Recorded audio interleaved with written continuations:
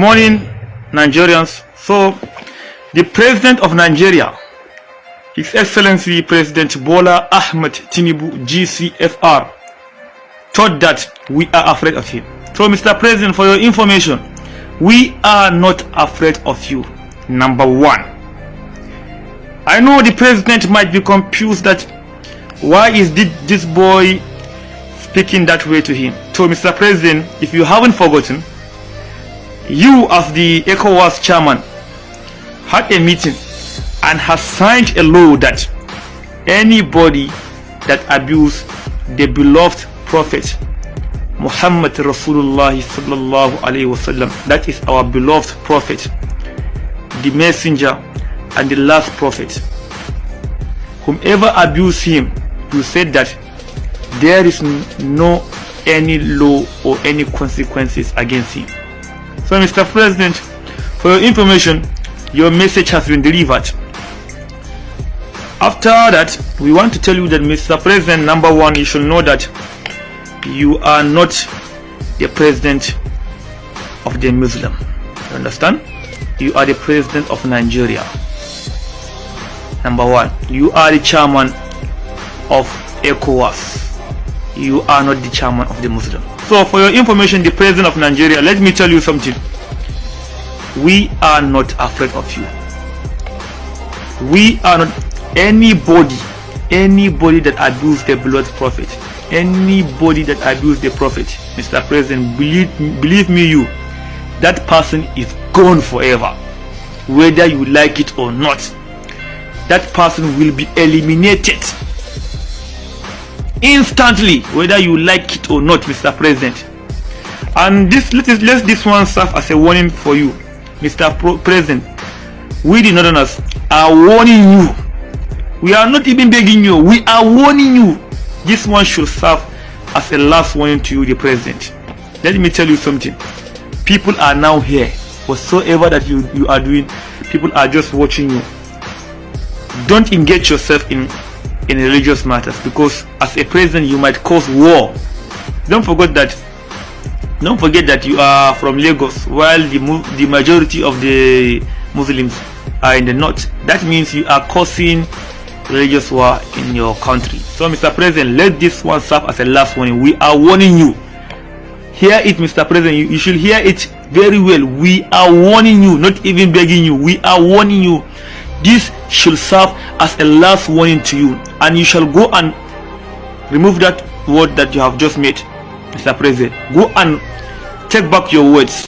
Now, you have seen the video of that Fulani man who said that anybody that saw Prophet Muhammad in Nigeria, they are going to take his life. He will be unalived. Now, people are saying that this country is not one. If Nigeria is one, how can you have different laws for different people that are the Fulanis above the law in Nigeria? But if you are watching for the first time, click the like button, on notifications, subscribe to this YouTube channel, share this video, and like. Also drop your comments on this. Mr. Paul, you are from the Middle Belt, Plateau State. You have seen religious crisis while you are growing up in Plateau State. What can I say on that statement? That anybody that saw Prophet Muhammad, the person will be, his life will be taken from him. Thank you very much. You see, even when we do not curse Muhammad, they are killing Christians. Are the Christians in the north cursing Muhammad? They are not cursing Muhammad. They are living their life peacefully. And then what happens? The elders will come in the evening, in the night time, and they will kill them because they are Christians. So now they're boldly declaring to Nigeria that if you curse Prophet Muhammad, they will kill you. Then what is expected of the other belief? Because we have other Christians and we have other people that they don't worship anybody. They are just living their life. So what is their faith? So now what is going to be their outcome? So now for me as a Christian, this is what I would like to say according to my own belief and according to my own rights, my own freedom to say what I feel to say. Nigeria, we all know we are not one, and Nigeria we cannot be one. We are not one. We cannot be one. We cannot be one. If Nigeria we are one, we will not be fighting one another. If we are one, we can never be fighting one another. Okay, tell me, where on earth do you go to Saudi Arabia and see Saudi? You see them, they are fighting one themselves. They don't do that. Can you go today? Can you even go to, let us say, can you even go to India and see Indians, you know, and see those people that are worshiping Buddhas and they are fighting themselves? No. But what is happening? They are only fighting the Christians because their faith makes them to feel they do not belong. That's how they see it. So this is a message to any Hausa and to any Fulani man concerning they will kill somebody because of Muhammad. Now, you are from the north, you are from Plateau State. Religious crisis in that part of Nigeria. How are your people coping? Because we've seen what's happening, the threat that you're a Christian from the north, what you are facing. How are the Christians coping in the north? The problem is from the federal government. The federal government do not allow the states to use their power so that they will defend their people. So you see, there we are having a problem. That is why they continue to say that this country, they should do what they should do, what they don't want to listen. Let every state have a power, a right of its own to defend himself. You don't even need the federal power, but you need the power from the states. So the state, they don't have even their own right to defend themselves. So if they want to tackle this thing, then every state needs to have its own power, so that it's going to protect the life of her people, his people. That's what we need. If not, this killing will not stop. It's going to spread. Let me shock you. This killing will continue. This killing will continue and continue and continue. But the day that this killing will stop, that is the day that a right man will enter into office. Thank you. Now, we've seen even in your state, Tiwada Juma have said, defend yourself. DSS boss, DG2 said, defend yourself. But in your state, there's one Operation Rainbow. But they are complaining that they have taken away their weapons from them. How do your people defend themselves against the invaders? I'm talking about the armed herdsmen. Thank you very much. You see, Operation Rambo, they came with a boldness to defend the people of the state. But then the past administration, which is under the time of Governor Lalong, he came and he dismantled everything. He dismantled because he himself is a corrupt governor, a person like a Lalon. I can't wait to see the day that all the money which has invested, they will retrieve that money. And I believe that somebody is coming to retrieve that money. All the money they are embezzling, I believe somebody is coming, and all those money, they will bring it back. So this thing, as we all know, it did not start today. It started way back. And it's not going to stop. But the only solution we have right now, which I will boldly declare it without being afraid, is that 2027 is not for APC. APC will fall woefully. They will fall. In fact, dead. Let me tell you, many of APC, they will die.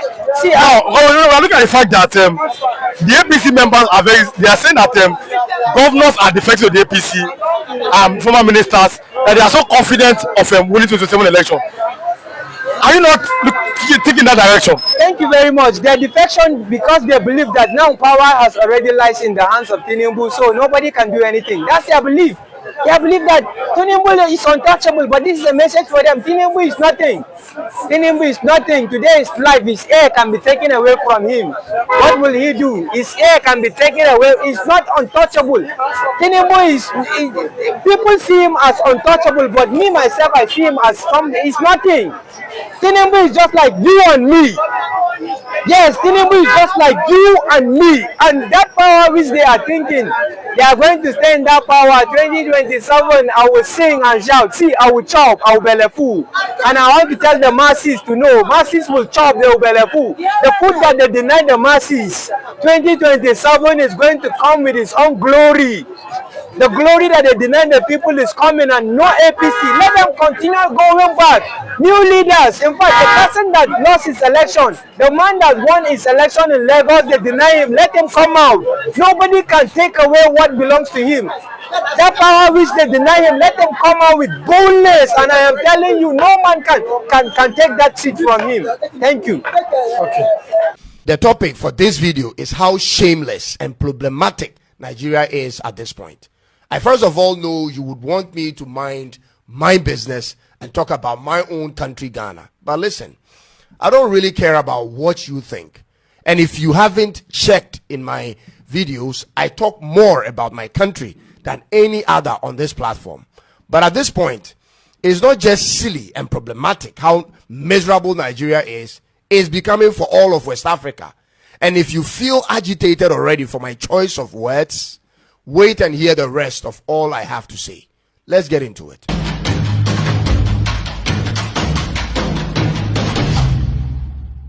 Nigeria's population is a national security threat to every neighboring and West African country. As of March this year, Nigeria's population is more than half the total population of West African countries. More than half. This means on any given day, the influx of Nigerian citizens to any West African country will easily swallow up the entire local population. This is why every country in West Africa needs to have a say in what goes on in Nigeria, on the backdrop of the fact that they like to travel, ladies and gentlemen. They like to move, and they are moving in numbers. Now, ladies and gentlemen, two major situations are making Nigeria look scary to the rest of Africa, especially the neighboring West African countries. And I said two major things. But first, let's put aside the lack of stable electricity and inflation for now. Those are regular problems everywhere that every country in Africa has to deal with. However, the two worrisome situations brewing in Nigeria, which threatens the sovereignty of other African countries, has to do with the religious extremism and poverty. Ladies and gentlemen, I need you to again hold back on the insults for now, and also put down your biased glasses and hear me out for a minute before you come in. Are you aware of the number of Islamist jihadist groups operational in Nigeria as of 2025? Let me give you the list, ladies and gentlemen. It started in the year 2000 with Boko Haram, whose aim is to establish an Islamic state in Nigeria. Then the first splinter group from Boko Haram, called Ansaru, was formed in 2012. After Ansaru came the next splinter group called Islamic State West Africa Province, aka ISWAP, which started in 2016. Darul Salam also came in from the Niger Delta, and then the multiple Fulani militant groups came in. Just when we thought these groups were too many to handle for one country, then we hear of a group originally from Mali and also operational in Niger moving in to Nigeria. They are called Lakurawa. The situation appears to get worse by the days, from one bad jihadist group to a worse group. Ladies and gentlemen, is Nigeria becoming, or already become, the main breeding ground for all terrorist groups in Africa? What's going on here? When other countries are thinking of ways to create conducive environment to entice foreign investment, Nigeria is rather enticing terror. Let me ask you this. What conditions are making the northern part of Nigeria so enticing to these groups in the first place? Because this is where almost all of them are situated. Every day I read the news in Nigeria, I get terrified. Every time. Because the spillover of these groups will directly enter all the nearby countries. These are countries in West Africa. This may include the splinter groups moving to other countries, or the citizens of Nigeria abandoning their own homeland for another. Ladies and gentlemen, this is a serious issue that needs immediate continental concern. Nigeria is a friend of Ghana. Nigeria is a part of ECOWAS. When they are moving into your country, we cannot turn them away. But when 1 million moves in at one time, what then becomes the fate of the host nation's security, sovereignty, and economy? And this can happen on any given day, ladies and gentlemen. And what actually terrifies me is this. I don't see any real political actions or steps taken by the leadership of the country to deal with the situation. You don't hear of the presidency talk about strategies. You don't hear of governors talk plans, and senators the same. Where are the marches, ladies and gentlemen, and the demonstrations on the streets to force the hand of the government to face it head on? Where are they? It's like the fate of the people in this country is in individuals' hands. Those with the resources may hire armed officers for their personal security, and those who don't have to live carefully and away from certain hotspots. Ladies and gentlemen, is this the best Nigeria can do in their own country? Day in, day out, all we hear is kidnapping, robbery on buses and even on trains, village killings and so on. Is this ever going to change in Nigeria in the nearest possible time? Nigeria currently ranks 10 on every type of crime list in the world. Talk about cybercrime, organized crime, financial crimes, and extremism. You will find them on the top 10 list of all of them. What type of society are you building? On the criminality index on ocindex.net, you are 6th out of 193 countries, 2nd out of African countries, and number 1 in West Africa.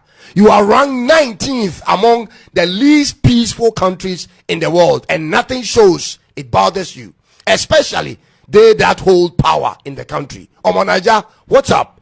When you finally get the chance to vote for a president who may bring a difference to the country, you reject it.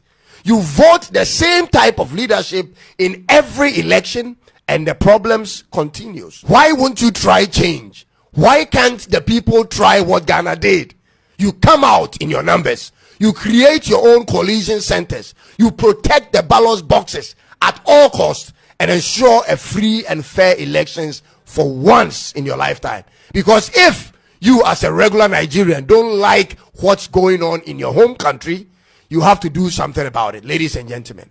That cannot be done by anyone else but yourselves, unless it benefits you. What's the ultimate goal here?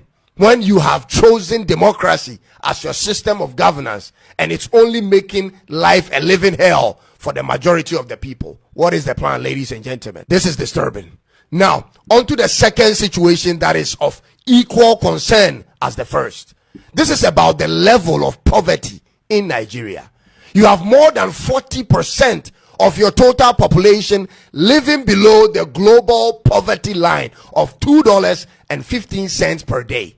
That's more than 100 million people, ladies and gentlemen. That's a national security crisis. To have more than 100 million people who don't spend up to 3,300 naira in a day is problematic for the state's economy and for the people themselves. And here is how.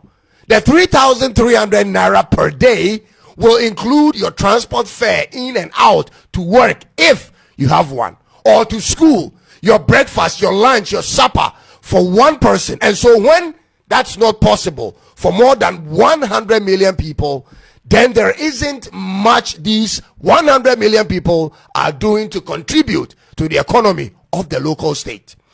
People must work, produce, buy, pay taxes, and all of that, which runs the local economy. And that explains why countries whose citizens spend more do better than countries which citizens spends less.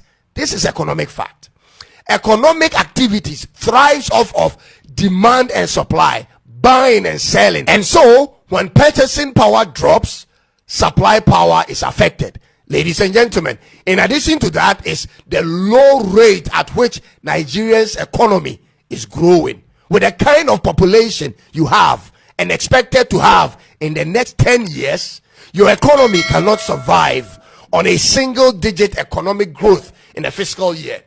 Currently in Nigeria, your country is growing on an average rate of 3.4%. 3.4%. That's super slow for your size. You need to move that thing to more than 10% per annum and sustain it over a decade to meet the surge ahead. Your country's population is projected to hit 290 million in the next 10 years, and that's adding at least 50 million more people to what you have now. So the pace you are running will have to change immediately. From 2020 to 2023, the average unemployment rate was over 39% of the capable workforce, until last year when the new administration by Tinubu had to revise the method for calculating to reduce it to now 5.3%. Whether that is accurate or not, the reality of the people hasn't changed, and that's a huge problem. Ghana and every other country for that matter have our own problems to deal with, but at least not with the numbers Nigeria comes with. The very fact that these two situations I've just described has a direct impact on all neighboring countries is what has triggered me to do this video, because the rise and success of Nigeria is in the interest of all African countries. In the same way, the fall and demise of Nigeria is detrimental to all African countries, ladies and gentlemen. Therefore, whether it offends your pride as a successful Nigerian who doesn't like your country being talked about in a negative light or not, that's not only up to them or you to determine what others may say, because once there is a problem in your country, everyone will feel the impact. Just like it said, when Nigeria sneezes, every African country catches cold. Folks, I want to read your opinion on this matter without insult. So let's hear from you. And